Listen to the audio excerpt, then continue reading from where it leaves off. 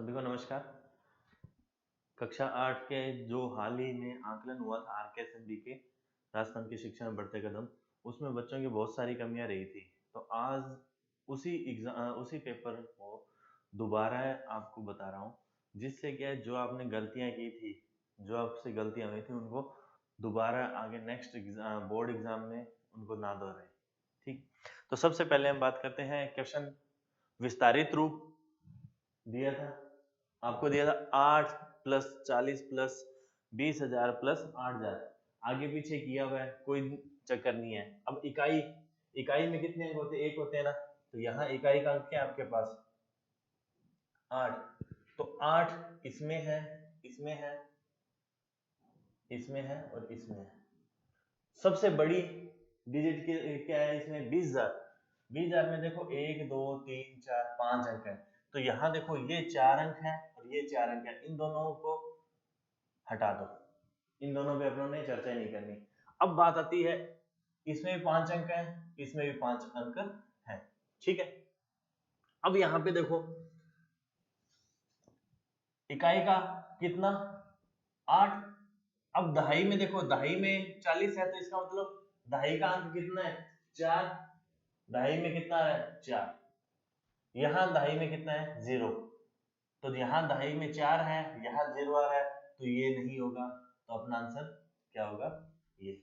तो इनको इकाई और पहले तो देखो हाईएस्ट यानी बड़ी संख्या देख लो कितनी है? 5 अंकों की है, तो 5 अंक से छोटी या बड़ी है उनको हटा दो। उसके बाद में इकाई और दहाई के अंक को देखो, जैसे ही इकाई और दहाई का अंक जहां सही होता है वो अपना उत्तर आ जाएगा, ठीक है। दूसरा क्वेश्चन था, एक आपको रेखाखंड दिया था, उसमें क्या था? पी पॉइंट का मान ज्ञात करना था। पी पॉइंट का क्या करना था? मान ज्ञात करना था। 1/2 और 4/5 के मध्य बिंदु का मान ज्ञात करना था। यहां पे आपने क्या करना है? 1/2 प्लस 4/5, इन दोनों को क्या करना है? जोड़ना है। इन दोनों को क्या करना है? पहले जोड़ना है, फिर इसको क्या करना है? 2 से भाग दे देंगे, तो बीच का भाग, बीच का जो पी पॉइंट है ये आ जाएगा। सबसे पहले दोनों को जोड़ेंगे, तो 5 और 2 का एलसीएम लेंगे। 5 और 2 का एलसीएम 5 दूनी 10। 10 में जब 2 का भाग दिया तो 5, 5 को 1 से गुणा किया तो 5 एकम 5। एलसीएम से जोड़ घटाव आते हैं आपको, ठीक है। 10 में 5 का भाग देंगे तो 5 दूनी 10, 2 चौके 8, 8 और 5 13, 13/10, 13/10। इसमें तो चलो आपको दिया नहीं तो क्या आता है? यहाँ पहला ऑप्शन 13/10 ही देता हो, फिर 13/20 दे रखा है। अगर 13/10 दिया होता यहाँ पे, तो आप इतना निकालते, 13/10 को क्या कर देते? टिक कर देते। क्यों? क्योंकि आगे अभी आपने से क्या पूछा है? मध्य बिंदु P का मान ज्ञात करना है। अभी तो इन दोनों को यहां से लेकर यहां तक टोटल दूरी कितनी आई है? 13/10 आई है। बीच का पॉइंट पूछना है, बीच का, मध्य का, तो हम क्या करेंगे? 13/10 में किसका भाग देंगे? 2 का भाग देंगे। 2 का भाग देंगे तो वो बटा में ही जाएगा, यानी 13/10 दूने 20। आंसर अपना फाइनल आंसर क्या आएगा? 13/20, 13/20। सरलतम रूप किसका दशमलव संख्या है? 0.75। इसका क्या करना है? सरलतम रूप लिखना है। सरलतम रूप लिखने के लिए क्या करना है? अपने को दशमलव हटाना। पहले दशमलव हटाने के लिए क्या करेंगे? दशमलव के बाद जितने अंक हैं, 2 है, दशमलव की जगह 1, दशमलव का तो 1 लिख देंगे, उसके बाद जितने अंक है उतनी 0 लगा देंगे। उतनी क्या लगा देंगे? 0। अगर आपको 25 का पहाड़ा आता है तो 25 का, नहीं तो 5 के पहाड़े से भी इसको हल करेंगे, ठीक है। 25 का आता है, 25 75, 25 चौके 100, 3/4, 3/4, 3/4। अगर 25 का नहीं आता तो 15 का आता होगा। 25 का नहीं आता तो 5 का आएगा। 5 से आप काटोगे तो मान आपको 75/100 को अगर डिवाइड करना है 5, 15 5 75 और 20 5 100, फिर 5 दिए 15, 5 चौके 20, तो कितना जाएगा? 3/4। छोटे बड़े भाग से जो इजी लगे उस भाग से आप दोनों को, भाग से काटने का मतलब है उस भाग, यानी जैसे 25 का भाग दिया था मैंने, तो 25 ऊपर भी कट रहा है नीचे भी, 100 में भी 25 का भाग जा रहा है, 5 का भाग 75 में भी जा रहा है, 5 का 100 में भी जा रहा है, तब दोनों कटते हैं। ऐसे नहीं है कि इसको किसी संख्या से काट दिया, इसको किसी संख्या से काट दिया, ऐसा नहीं होगा, ठीक है। नेक्स्ट क्वेश्चन है, निम्न में से ऐसा पूर्णांक युग्म बताइए जिसका घटाव क्या आएगा, -5, घटाव के क्या आएगा, -5, घटाव क्या आएगा, -5, -5। अब देखो घटाव करना है, अब आप कहोगे 3 और 2 तो 5 होते हैं, लेकिन घटाव करने पे क्या आएगा, 3 -2, 3 में से 2 गया, कितना आया, 1, ये अपना आंसर नहीं होगा। दूसरा कितना है, -3, फिर माइनस करना है, कितने, -2, दोनों का घटाव, इसने लिखा ही है कि घटाव करना है, घटाव करने के बाद कितना है वो देखना है, -3 माइनस माइनस +2। अब यहाँ पे 3 में से 2 गए, 1, किसका बड़ा साइन है, माइनस का, तो माइनस का 1, तो ये भी अपना आंसर नहीं होगा। -4, फिर माइनस करेंगे 1, माइनस का 4 तो माइनस का 4 रहेगा, माइनस प्लस, यहाँ माइनस है, अंदर वो 1 प्लस का है, तो माइनस प्लस माइनस क्या हो जाएगा, माइनस, तो -4 और -1 टोटल कितने हुए, माइनस के 5, तो ये आंसर आएगा। अब यहाँ पे है -4 है, फिर माइनस माइनस 1 कर रहे हैं, तो माइनस का 4, माइनस माइनस प्लस, प्लस का 1 हो जाएगा, और 4 में से 1 गया तो 3, माइनस का 3, तो अपना आंसर क्या रहेगा, -4 और 1 को अगर आपस में घटाएंगे तो हमारा आंसर कितना आएगा, -5। तन में अपने रुपयों का 1/2 भाग किताबों में, 2/7 भाग किताबों में और 1/7 भाग स्टेशनरी खर्च में लगा देता है, तो तन्मय के पास रुपयों का कितना हिस्सा बचा, तो टोटल उसके पास क्या थे, पूरा हिस्सा मतलब 7/7, पूरा हिस्सा कितना था उसका, 7/7, उसमें से उसने 2/7 तो किस में लगा दिए, किताबों में, कितना रह गया, 5/7, और माइनस क्या कर दिए करेंगे, 1/7 भाग किसमें, स्टेशनरी में, ठीक है, 5 में से 1 गया, 4/7। अब ये सीधा घटा क्यों रहे हैं, क्योंकि दोनों में दोनों नीचे बटा में क्या है, हर समान है, इसलिए डायरेक्ट घटा रही है। तो यहाँ किताबों के बाद इतना बच गया, और उसमें से उसने स्टेशनरी का उतना ऑर्डर लिया, तो बचेगा कितना, 4/7, 4/7, कितना बचेगा, 4/7, ठीक है। अगर वैसे करना है, 7 में से 2 हिस्से और 1 हिस्से, 3 हिस्से खर्च कर दिए, 7 में से कितने, 7/7 का में से 3/7 उसने खर्च कर दिए, 7 में से 3 गए, 4/7, डायरेक्ट ऐसे निकालना है, ऐसे निकाल दो, 1/1 करके निकालना है तो वैसे निकाल दो। छायांकित भाग का प्रतिशत बताना है, तो ये देखो पूरा, ये पूरा भाग है, 4 हिस्से बराबर किए हुए हैं, इसके 4 हिस्से क्या किए हुए हैं, बराबर किए हुए हैं, उसमें से कितना हिस्सा बराबर दिख रहा है, 1 हिस्सा, टोटल कितना होता है 100, टोटल अब देखो इसमें क्या होता है, प्रतिशत निकालना कैसे है, टोटल उसको पहले भिन्न रूप में लिखो, टोटल कितने हैं, 4 भाग, उसमें से भरा हुआ कितना है, 1 भाग, ठीक है, भिन्न बना के उसको किससे गुणा करना है, 100 से, किससे गुणा करना है, प्रतिशत के लिए किससे गुणा करते हैं, 100 से गुणा करते हैं, प्रतिशत निकालने के लिए किससे गुणा करते हैं, 100 से, 100 एकम 100, क्योंकि 100 ऊपर गुणा में, तो ऊपर गुणा आ जाएगा, बटा में 4, अब 100 में 4 का भाग देंगे, तो 4 के को किससे गुणा करेंगे, 100 आ जाए, 25, 25 चौके 100, तो ये कितना प्रतिशत बन जाएगा, 25%, कितना, 25%।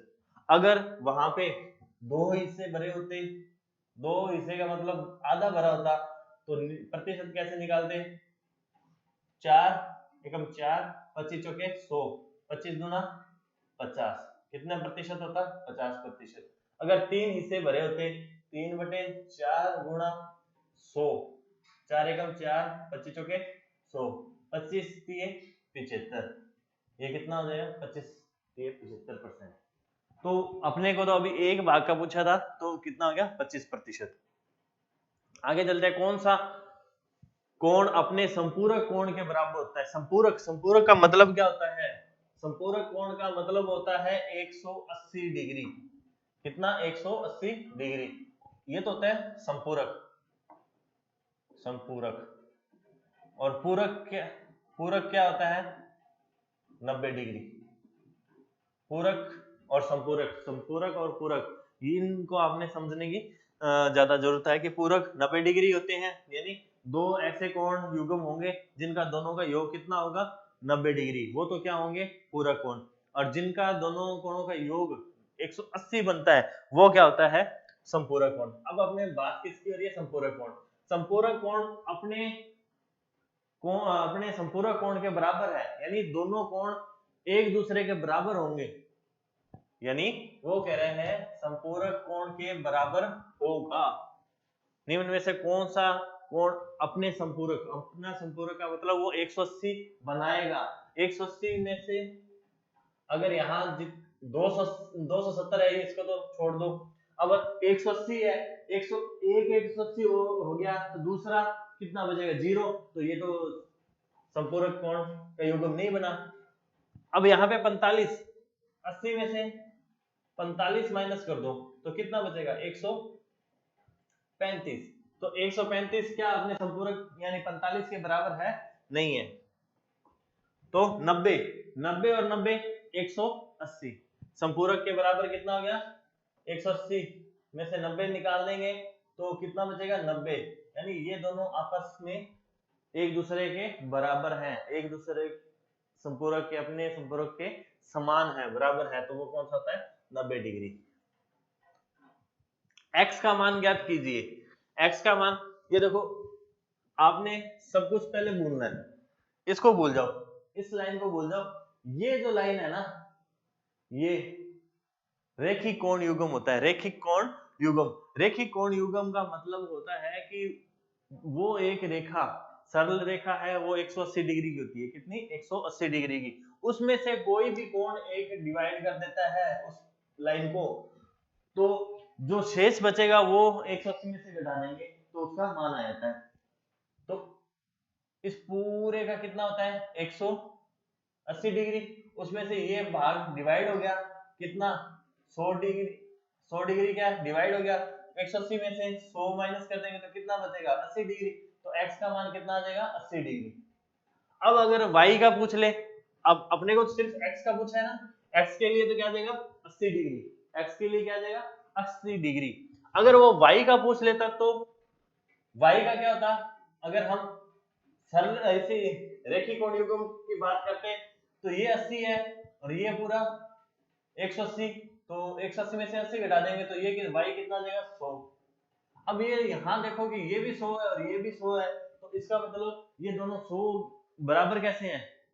रेखिक, जब सम्मुख कोण, शीर्ष सम्मुख कोण, या जैसे उसको बोलते शीर्षाभिमुख कोण, शीर्ष के जब ऐसे क्रॉस करता है तो आमने सामने के कोण क्या होते हैं? बराबर हो जाते हैं। ये x 80 का है तो ये कोण भी कितना हो जाएगा? 80।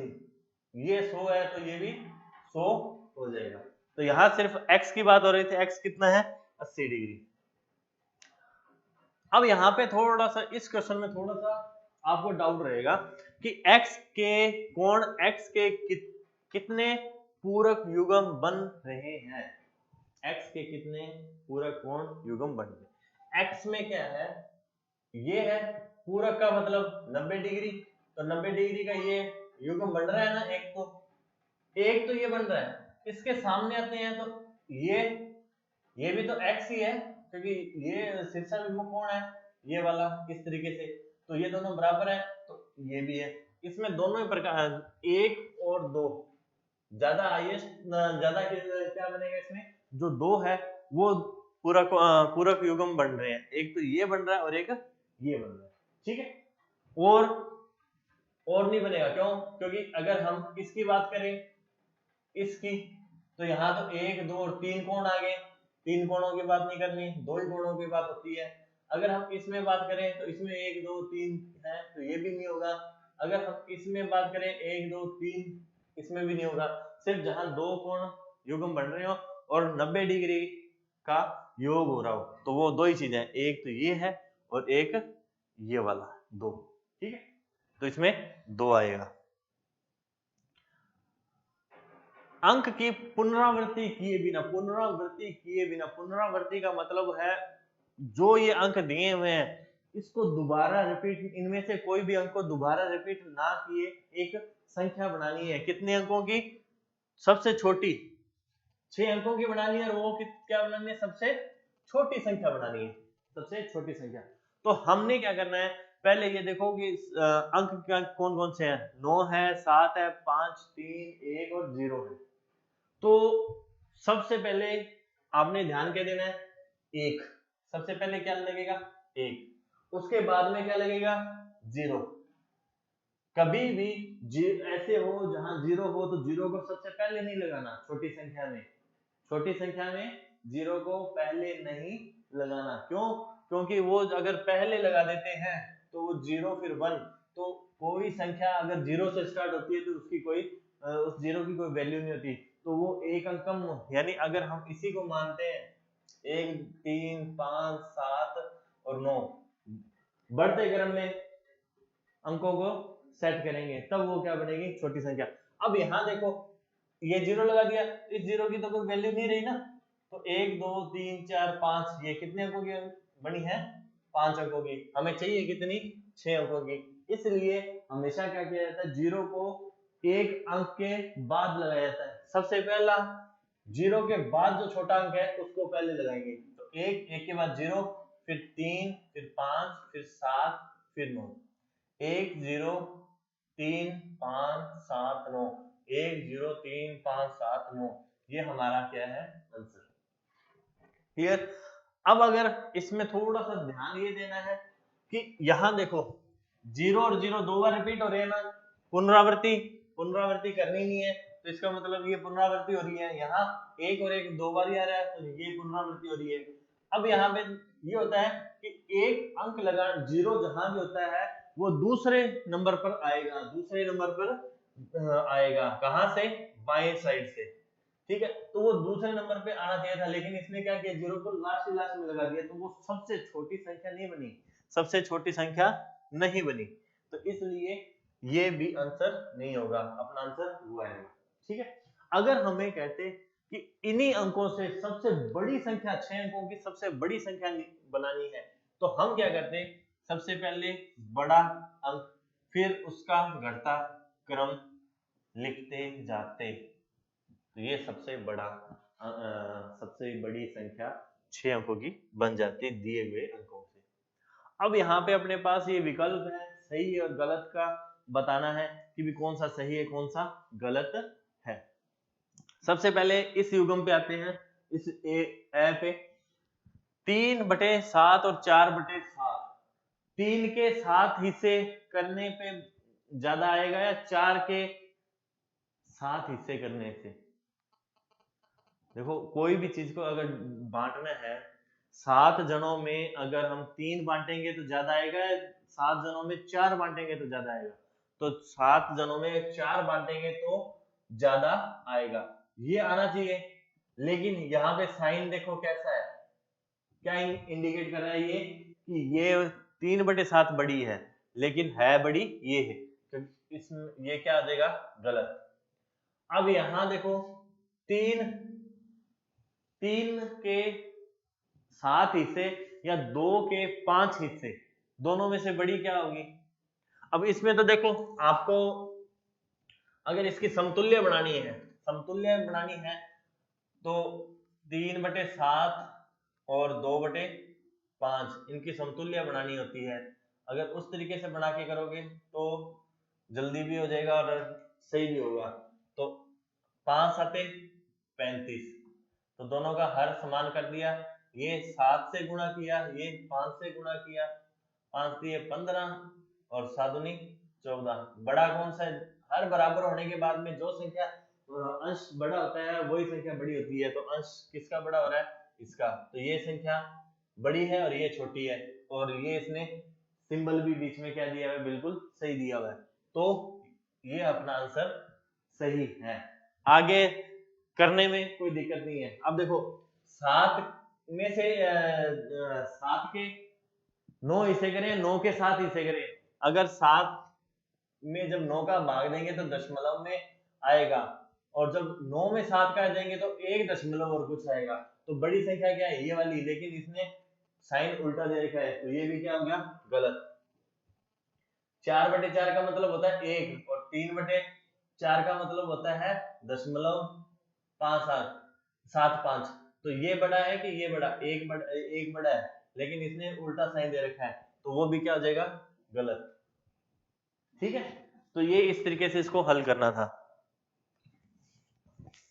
दशमलव संख्या है 568.29 में अंक 9 का स्थानीय मान, अंक 9 का स्थानीय मान ये यहाँ पे दशमलव से पहले पहले, दशमलव के इधर इधर जो होता है उसमें तो क्या चलता है? जितनी संख्या बाद में है उतनी ही जीरो उसके बराबर। यहाँ 5 है तो आगे 2 अंक है, यहाँ 5 है, इसके आगे 2 अंक है तो 2 जीरो। फिर 6 है, उसके आगे अंक 1 है तो 1 जीरो। 8 है तो कोई जीरो नहीं है। अब आगे क्या आ रहा है? दशमलव आ रहा है। दशमलव आ रहा है ना, तो यहां से क्या है? यहां तो इधर एक एक जीरो बढ़ती जा रही है, इधर बढ़ती जा रही है, लेकिन दशमलव के बाद अगर बात करेंगे ना, 2 है, आगे 9 है। अब दशमलव के बाद में जीरो कहां लगने लग जाएगी? बटा में। दशमलव के बाद में क्या होता है? जीरो कहां बढ़नी चालू होती है? बटा में आएगी। दशमलव वाली जो संख्या होती है उसमें अगर हम स्थानीय माध्यम की बात करेंगे तो वो दशमलव कहाँ आएगा? वो जीरो कहाँ आएगी? बटा में आएगी। तो यहाँ एक अंक है तो बटा में कितना आएगा? 10। 9 दूसरा अंक है दशमलव के बाद, तो बटा में कितना आ जाएगा? 100। अगर इसी के आगे तीसरा अंक कोई और होता, मान लो इसके आगे एक और होता, तो 1 बटे उसका स्थानीय मान 1000वां। देखो दशमलव के बाद एक अंक है तो 10वां हिस्सा आ गया, 9 है 100वां हिस्सा, और 1 है तो 1000वां हिस्सा। ठीक है, अब अपने से पूछा गया था 9 का स्थानीय मान। 9 का स्थानीय मान कितना आ रहा है? 9/100। 9/100। 9/100। हल कीजिए। 5/7 में से 2/3 को घटाना है। घटाने के लिए कोई दिक्कत नहीं है अपने को। 5/7 माइनस 2/3। अब दोनों का एलसीएम कितना आएगा? 7×21। 7×21। 21 में 7 का भाग दिया तो 3, 3×5 15। 21 में 3 का भाग दिया तो 7, 7 को 2 से गुणा किया तो 14। 15 में से 14 गया तो 1/21। 1/21। 1.5 को भाग देना है 0.5 से। 1.5 को भाग देना है 0.5 से, तो इसका मतलब 1.5 बटा में 0.5। अब इसके भी 2-3 तरीके हैं। 2-3 तरीके में पहला तरीका ये है कि ये दशमलव के बाद एक अंक है, इसके बाद भी एक अंक है, तो दोनों को हटा दिया, तो अपने पास क्या संख्या क्या बच गई? 15/5। 5 एकम 5, 5 3 15। आंसर कितना आ गया? 3। एक तो तरीका डायरेक्ट दशमलव को हटा के, ठीक है। दूसरा क्या होता है? 1.5 है, भाग की जगह क्या लगा देंगे? गुणा, और गुणा के बाद यहाँ भाग है, इसकी जगह गुणा लगाएंगे तो पहली संख्या तो वही रहेगी, गुणा के बाद वाली संख्या कहाँ स्थान चेंज हो जाएगा उसका, जो बटा में है वो गुणा में आ जाएगी, गुणा वाली बटा में चली जाएगी। ठीक है, या अब इसका दशमलव हटाना है, इसको इसका दशमलव हटाएंगे तो नीचे 10 आ जाएगा, इसका दशमलव हटाएंगे तो ऊपर क्या आ जाएगा? 10 आ जाएगा। 10 से 10 कैंसिल, 15 में 5, 5 एकम 5, 5 दिए 15। ऐसे कर दो, कैसे कर दो आप अपनी इच्छा है, जैसे मर्जी इसको हल कर सकते हो। दाल की एक बोरी का भार है 52 किलो 500 ग्राम, 52 किलो 500 ग्राम, यानी 52.5 का मतलब ये हुआ कि भी उसमें कितना वजन है, 52 किलो 500 ग्राम।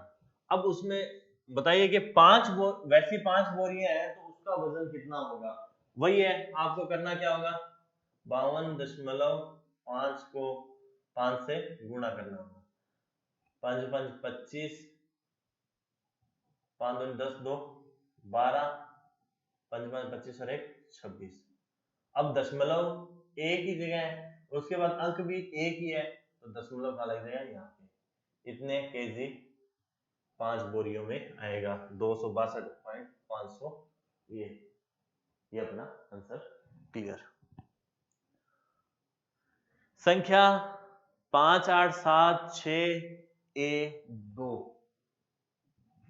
संख्या 8 से पूर्णतः विभाजन हो, अंक 1 का न्यूनतम मान क्या आएगा, ए का न्यूनतम मान क्या आएगा, 8 से विभाजित होने का नियम क्या है, 8 कोई भी संख्या है वो अगर 8 से विभाजित होनी है तो उसका नियम क्या कहता है कि लास्ट 2 डिजिट यानी इकाई और दहाई दोनों को मिलाकर जो संख्या बनती है उसमें अगर 8 का पूरा पूरा भाग जाता है, 8 का पूरा पूरा भाग अगर जाता है तो वो संख्या किससे विभाजित होगी, वो संख्या किससे विभाजित होगी, 8 से। पूरी संख्या इधर पीछे कुछ भी करने की जरूरत नहीं है, अपने को इकाई और दहाई दोनों को देखना है। अब यहाँ पे देखो ऑप्शन के हिसाब से करेंगे तो ऑप्शन के हिसाब से कर लो, तो यहाँ अगर पहला ऑप्शन 2 है, अपने पास कितना है 2, तो 8 का भाग 22 में 8 ये 24 होता है या 8 दूनी 16 होता है, नहीं जाता, 32, 8 के 32 पूरा पूरा भाग जा रहा है 4 से, ठीक है, एक तो ये ऑप्शन है अपने पास। 8 2 8 दाई 80 और 11 के 88, तो ये पूरा पूरा नहीं जाएगा, 6 है 2 8 64 और 8 56, ये पूरा पूरा भाग नहीं जा रहा, अपना भाग किस में जा रहा है 32 पे, तो यहाँ पे एक ही जगह क्या आएगा अपना 3 आएगा, एक ही जगह क्या आएगा 3। निम्न में से कौन सी संख्या 17 के का एक गुणज नहीं है, पढ़ना है, इस नहीं को भी पढ़ना है, 17 का गुणज, 17 का एक गुणज, 17 पंजे ये 17 पंजे 85 करके आप कहीं उसको क्लियर कर दो, हाँ भाई ये हमारा इसमें जा रहा है भाग, तो ये हमारा क्या हो जाएगा गलत। उसने क्या पूछा है, नहीं है, ये अकेला 85 नहीं 68 भी है और 51 भी है जिसमें 17 का भाग जा रहा है, 17 का भाग जा रहा है, नहीं वाला पूछा है, 17 5 85, 17 चौके 68, 17 3 51, भाग जा किसमें नहीं रहा 37, किसमें 37 में। 36 और 64 का महत्व समापते हैं, HCF हाईएस्ट कॉमन फैक्टर क्या होगा, तो ये देखना है कि हाईएस्ट HCF का मतलब होता है कि दी गई संख्याओं में से कौन सी संख्या ऐसी है जो इसमें भी भाग जाता है उसका और इसमें भी पूरा पूरा भाग जाता है, क्या, अब देखो इन दोनों से जो बड़ी संख्या है, इन दोनों से जो बड़ी संख्या है वो पहले हटा दो, 100 और 576 ये दोनों ही हटा दो। अब ये देखना है कि 2 का भाग इसमें दोनों में जाता है और 4 का जाता है या नहीं, ये चेक करना है। सबसे पहले ये देखो 2, 18 दूना 36 और 32 दूना 64, भाग 2 का जाता है ना, तो HCF होने के चांस है, लेकिन अपने पास 4 भी है, 4 का 9 चौक 36 और 16 चौके 64, तो 4 का भाग भी जा रहा है, तो हाईएस्ट कॉमन फैक्टर में ये होता है कि जितना हाईएस्ट संख्या बड़ी से बड़ी संख्या जो दोनों को विभाजित कर रही है, 2 कर रही है लेकिन 4 भी कर रही है, तो इसमें बड़ी से बड़ी संख्या लेनी है, तो हम क्या लेंगे 4, ये 2 विभाजित तो करिए लेकिन ये HCF नहीं बनेगा, ये HCF नहीं बनेगा।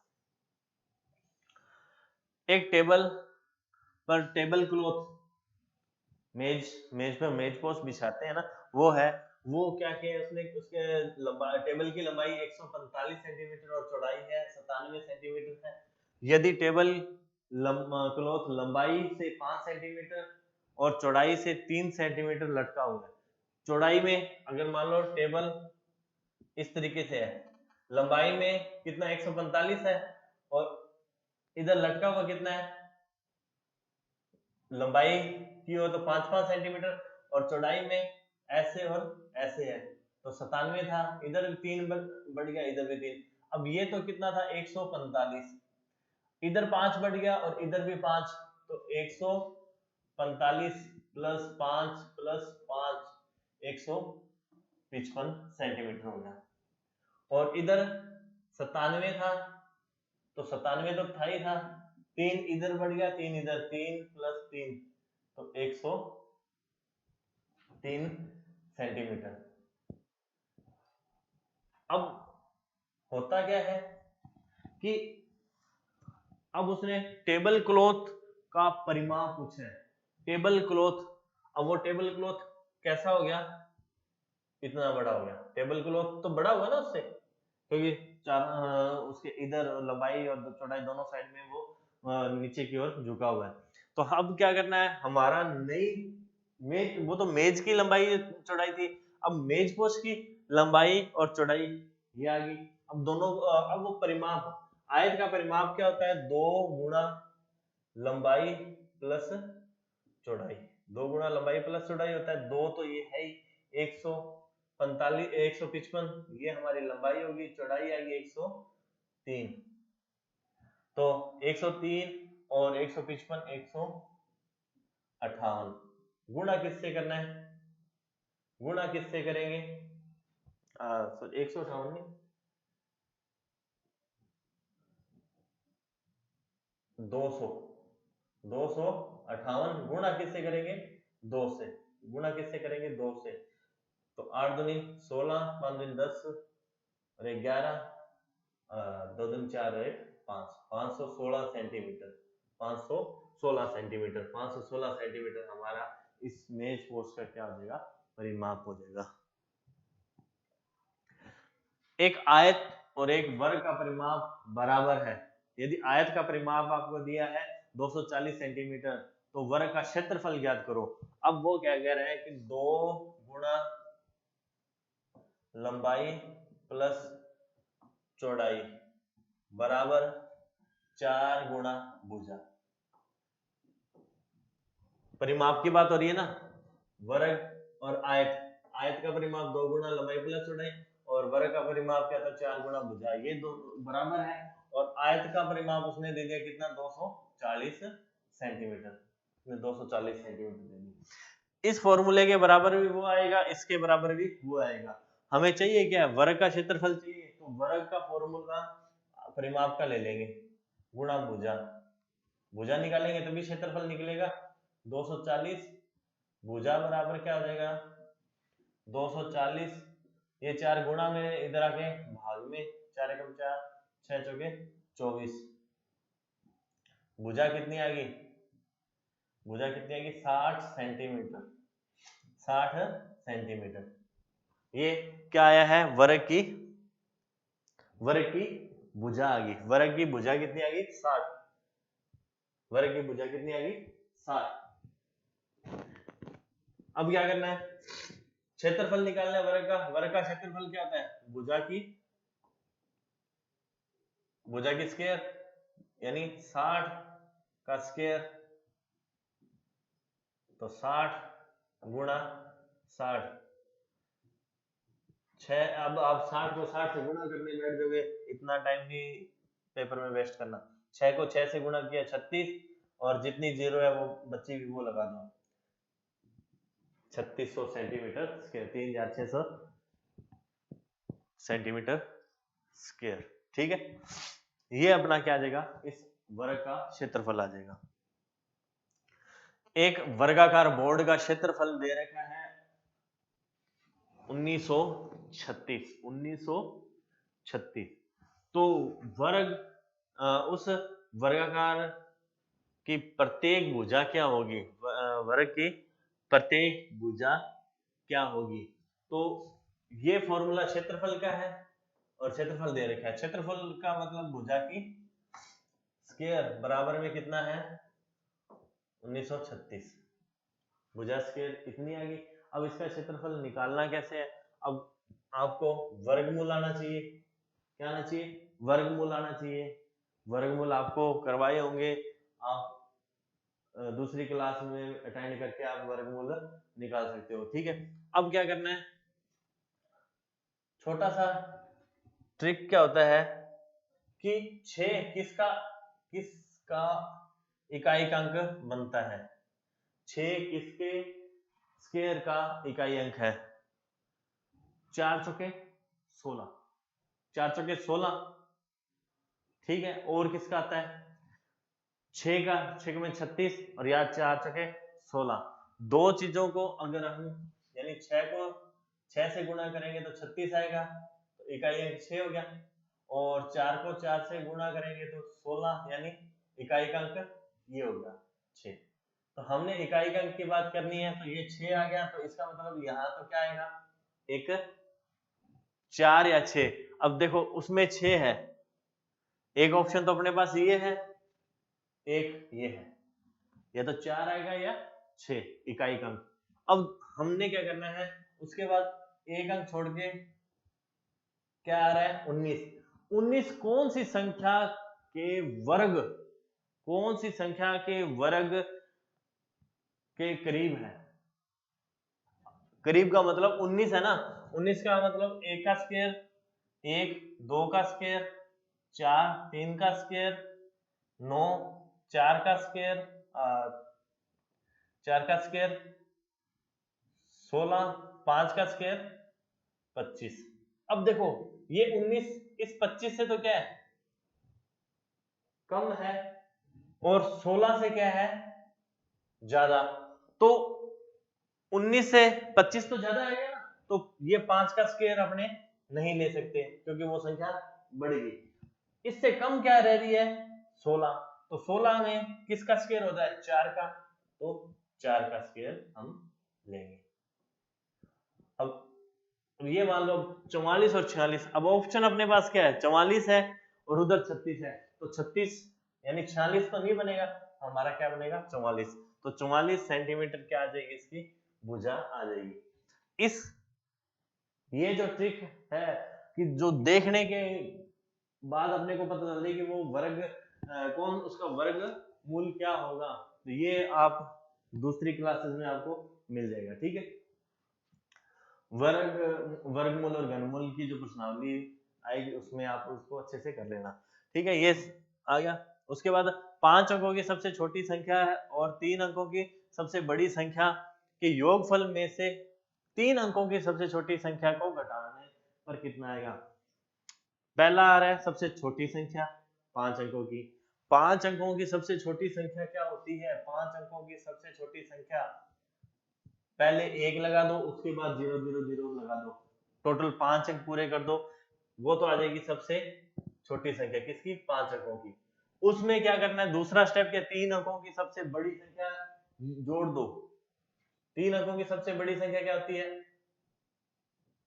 3 अंकों की सबसे बड़ी संख्या जितनी जितने अंक पूछ रहे हैं उतनी क्या लगाने, उतने क्या लगाने 9 लगा दो, वो सबसे बड़ी संख्या हो जाएगी। अगर 5 अंकों की सबसे बड़ी पूछ रहा है तो 5 बार 9, 6 अंकों की पूछ रहा है तो 6 बार 9, 3 बार पूछ रहा है 3 बार 9, 10 पूछ रहे हैं तो 10 अंकों की सबसे बड़ी संख्या तो 10 बार 9 लगा देना, वो क्या हो जाएगा।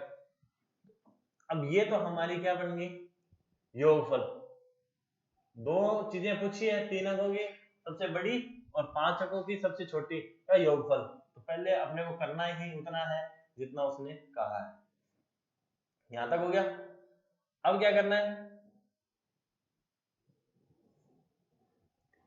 3 अंकों की सबसे छोटी संख्या घटानी है। 3 अंकों की सबसे छोटी संख्या का मतलब अभी मैंने बताया कि 1 लगा के 3 अंक पूरे करने के लिए जितने जीरो की आवश्यकता होती है उतने लगा दो, 3 अंक हो गए ना, 1 फिर उसके बाद 2 0, 3 अंकों की संख्या बन गई।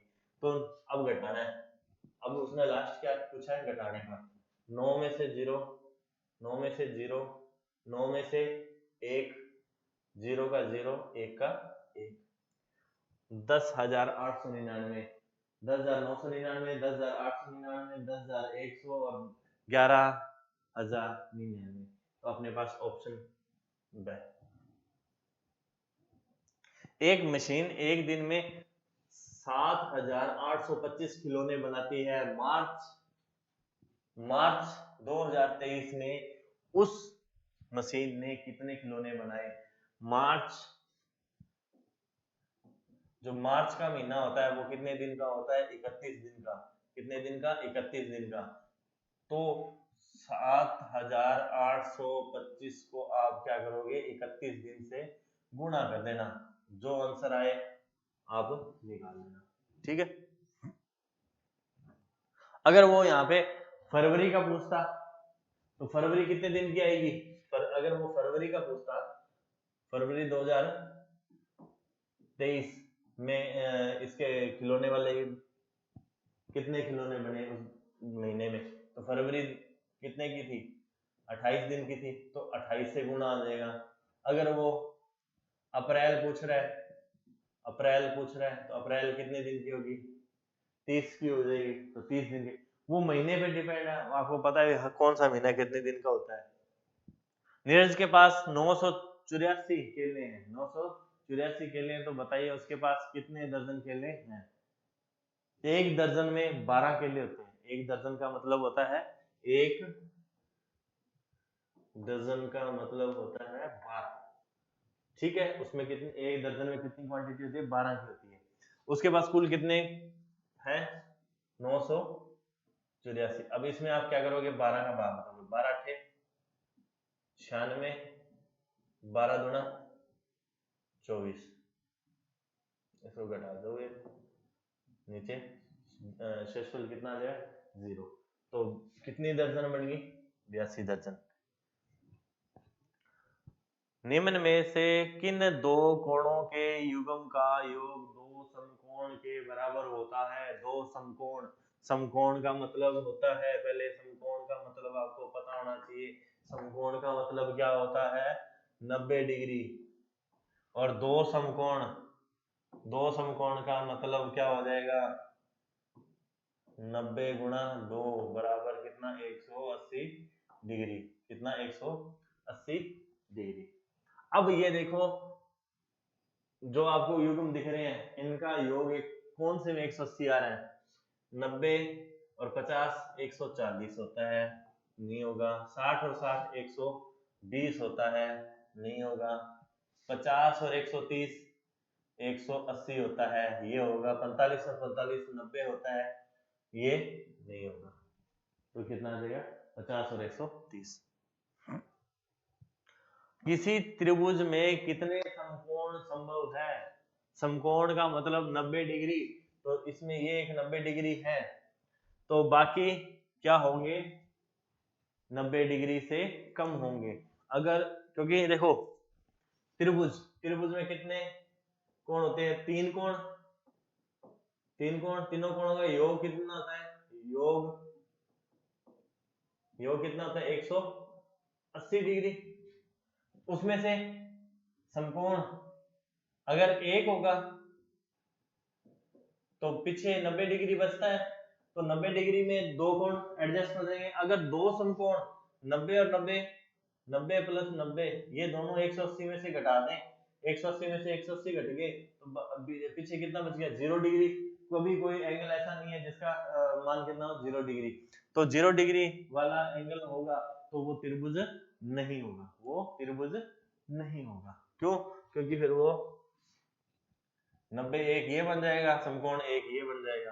अब ये ना तो कभी आगे मिलेंगे और ना ही कभी त्रिभुज बनेगा। ठीक है, तो ये ध्यान रखना आप। यदि समांतर चतुर्भुज की का एक कोण 63 डिग्री है, तो आसन कोण आसन होता क्या? आसन बिछा के बैठते हैं, वही आसन होता है ना। तो वो क्या होता है कि बैठे हैं, अब एक ये बैठा है और एक ये बैठा है, यानी एक ये बैठा है और एक ये बैठा है, ये आसन कोण हो गए, ये और ये क्या हो गए, आसन कोण है। अब ये कह रहा है कि एक 63 डिग्री, अब देख लो ये तो बड़ा है, अधिक कोण है, ये न्यून कोण है, तो न्यून कोण ये आप क्या लगाओगे 63 डिग्री का, ये कितना आ गया 63 डिग्री का। अब आसन कोण कितने का होगा, आसन कोणों का योग कितना होता है, इसका और इन दोनों का जब योग करेंगे तो वो कितना होगा 180 डिग्री का होगा। क्या होगा 180 डिग्री का। 180 में से 63 माइनस कर देना, 63 माइनस कर दोगे तो कितना आ जाएगा 117। अब ये 117 आ गया। अब इसका आसन कोण, ये भी इसका आसन कोण है, ये इसका आसन कोण, ये क्या आ जाएगा, शीर्ष अभिमुख हो गए, शीर्ष एक दूसरे के सामने आ गए।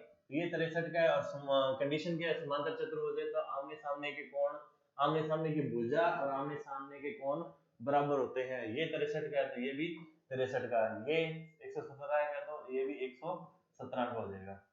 और आसन कोण इसका ये 117 है, 180 में से 17 घटा दोगे 63, ये 63 है तो 180 में से 63 घटा दोगे तो ये 117। तो ये एक सर्किल चलता रहेगा, बस समझने की जरूरत है।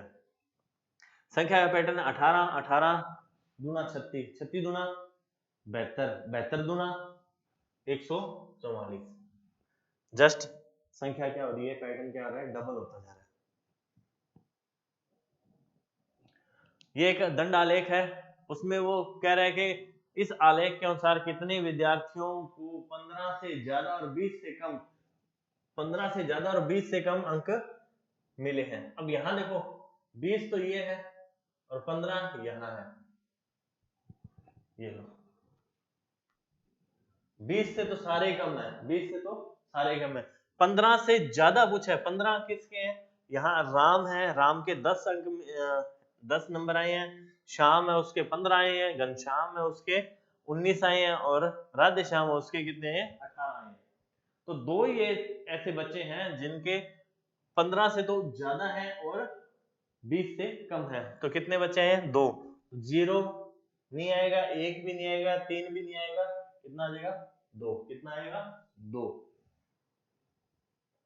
यहां चेक करना है कि जनवरी में ये एक मई माह से कोई बच्चा है वो क्या करता है, गुल्लक बना रखा है, उसमें गुल्लक में रुपए डालता है, ठीक है। तो जनवरी महीने में उसने 30 रुपए डाले, फरवरी में 40 रुपए, मार्च में उसके पास ज्यादा आए होंगे, कोई मार्च में होली वगैरह रहती है, होली रिश्तेदार आ जाते हैं कोई, या कहीं जाना होता है तो ज्यादा आ गए, तो उसके पास कितने में 60, अप्रैल में 10 और मई में 20। इस तरीके से उसने हर महीने अपना कलेक्शन किया। अब क्वेश्चन ये कह रहा है कि मई माह में मार्च माह से कितने रुपए कम डाले, मई में कितना था उसका, किस महीने से, मई और मार्च दो महीनों का कंपैरिजन करना है। मार्च में तो कितने रुपए आए हैं उसके पास 60 और मई में कितने आए हैं 20। अब 20 और 60 को आपस में माइनस कर दो, कितना आएगा, 60 में से 20 माइनस कर देंगे तो 40, तो 40 रुपए मार्च से मई में कम उसने गुल्लक में डाले। ठीक है, ये तो थे आपके पूरे के पूरे जो 30 क्वेश्चंस थे आरकेएसएमबी के, तो ये आपको मैंने करवा दिए। आप दोबारा उसी पेपर को दोबारा आप रीड करो और उसमें आप देखो कि आपने कौन कौन से क्वेश्चन में कौन कौन सी गलतियां की उनको सुधारो। ठीक है, तो नेक्स्ट क्लास में दोबारा मिलते हैं, तब तक के लिए नमस्कार।